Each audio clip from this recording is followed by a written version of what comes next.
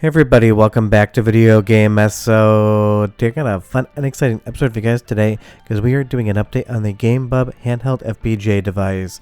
That's because maybe in the fall of last year, I did a preview of an actual hand-built unit from the developer Eli that he was kind enough to send to me for a preview on the channel. I talked about all of my experiences with that, said just how good of a Game Boy and Game Boy Advance it was, and talked about the fact that you're going to be able to order these things soon. It is still available for order, but the crowdfunding campaign absolutely exceeded its budget and basically doubled the money it needed to put these things into manufacturing, and we're going to be doing some Game Bub updates today on the hardware, on the software, and everything else. Because honestly, I am very excited to be able to review this thing when it is ready, because I absolutely want a horizontal handheld FPGA device. Before we get too far involved though, do me a huge favor down below, hit like and subscribe and ring that notification bell, definitely helps me out. If you feel so inclined and want to support the channel, I got a Patreon link down below as well. And in my experience playing around with the hand-built preview version of Game Bub, I said every single thing I threw at it, whether it was a cartridge or whether it was a game loaded from SD card, absolutely played exactly how I would expect it to play on real hardware or on any of the MiSTer FPGA cores. Just so you know, these cores are from the ground up cores, they are not being ported from any other platform, so there's going to be more FPGA cores out there for some classic Nintendo handhelds. And my entire review was, even as a hand-built model, everything worked as expected, and once this thing actually went to manufacturing, you're going to get an even better experience. And you'll see here on the actual crowdfunding page, you can still pre-order this if you want to pick one up. The goal was $100,000, and the developers ran up to $288,000, almost $289,000, and that's actually going to allow them to improve the manufacturing on the dock as well, going from a PLA printed part to an injection molded part. And trust me, because I do have a background working in injection molding and tool and die for getting goggles and sunglasses made back in the day at Burton Snowboards. Those molds are not cheap whatsoever, but you're going to get a better dock, and that's definitely going to be a good thing. But honestly, when I previewed the Game Bub, the most exciting thing about it was the fact that it was a horizontal form factor, because as far as Game Boy Advance is concerned, and as far as FPGA portables are concerned, I absolutely prefer a horizontal form factor over a vertical one. That isn't a dig at the Analogue Pocket, I think it is an incredible product. I just like horizontal better. When I'm using something like my Steam Deck, it is just the perfect layout, and it's one of those things, getting a horizontal version is just going to be the icing on the FPGA cake. There's also been some improvements to the screen, which we'll get into in just a moment, but this is definitely something to look forward to, because as of today, we do not have something like a MiSTer FPGA handheld on the market.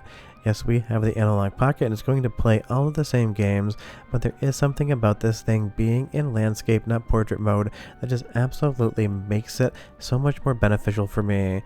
Because I love the Analogue Pocket, I love a Game Boy Color, I even love a Game Boy Advance SP, but I will say, on that vertical form factor, I always get some hand cramping issues that I just don't get with the overall landscape orientation. And you'll see here it is built in to run for up to 14 hours on the battery life, which is going to be a very big deal because honestly, the Game Boy Color, and Game Boy Advance were absolute battery champions, so you want the same thing here.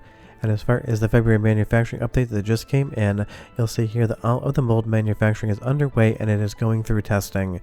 And this is definitely something that takes a lot longer than people think, because the molds are not cheap. Redesigning them or fixing them along the way is a pain in the ass, and you want everything to be perfect for the fitment and overall finish. And now again, that dock is going to be injection molded as well, and I totally get why the developers want to do that, because it would be a little bit of a mismatch to have an injection molded case for the Game Bub, but then a 3D printed dock. That's definitely something you can expect moving forward if you did pre-order the dock. And when I review this thing, that's definitely how I get my footage into my capture cards, so it's going to be super important as well. And that's just exciting. I love that the developer here is taking us all along for the ride as far as all the manufacturing is concerned, because I know a lot of you enjoy how things get made, maybe even more so than actually playing with them once they're done. But let's do a video and soundtrack sample of actual Game Bub footage captured from this prototype dock that was sent to me for preview. And I'm sure you're going to get as every bit of good of an experience as I did, maybe even better when it goes to retail. But go ahead and watch and listen for 45 seconds, and I'll be right back with a lot more Game Bub updates.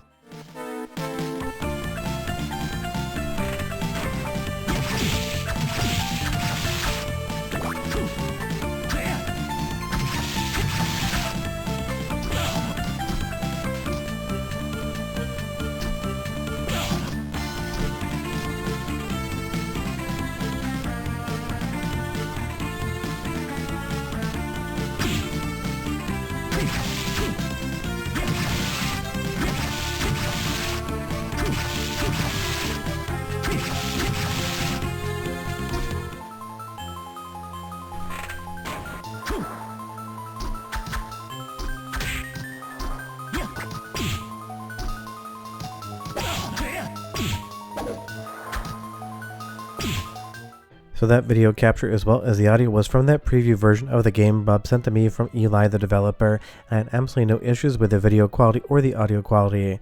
And I did load up those games on the SD card, which I do own cartridges for, just to see how it executed. And this thing is going to be completely open source as well. People will be able, if they want to port cores over to the Game Bub, because it has a pretty beefy FPGA chip inside of it that is way bigger than even Game Boy Advance would occupy. And again, that's going to be a fun time.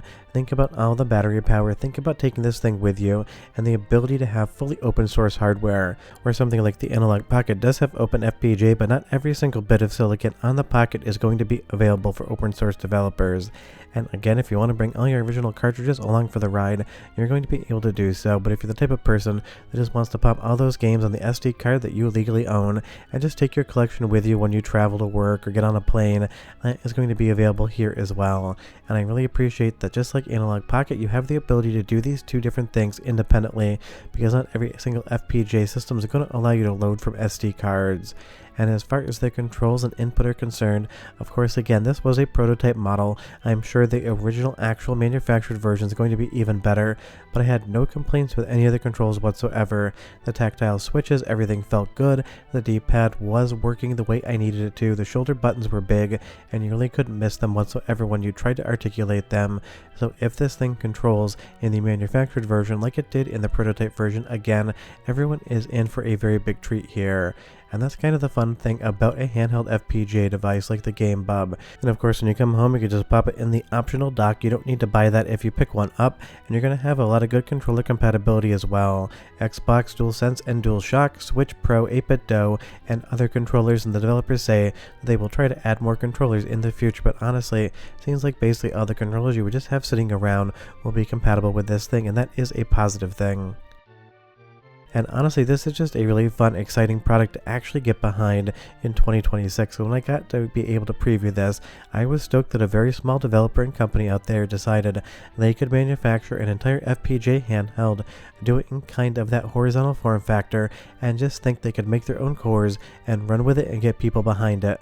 And that's exactly what Game Bub did. They smashed their crowdfunding goal. The thing is getting close to manufacturing.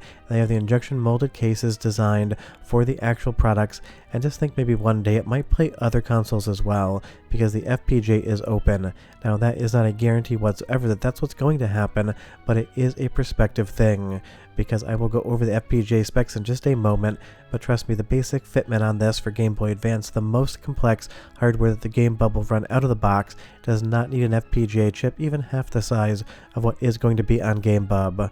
Let's do one more soundtrack and video capture sample so you can hear what you're getting into, because honestly, you have to have great video and audio quality out if you want to have a good dock product, and Game Bub absolutely nailed the brief when it came to this. So go ahead and listen, I'll be right back with some tech specs.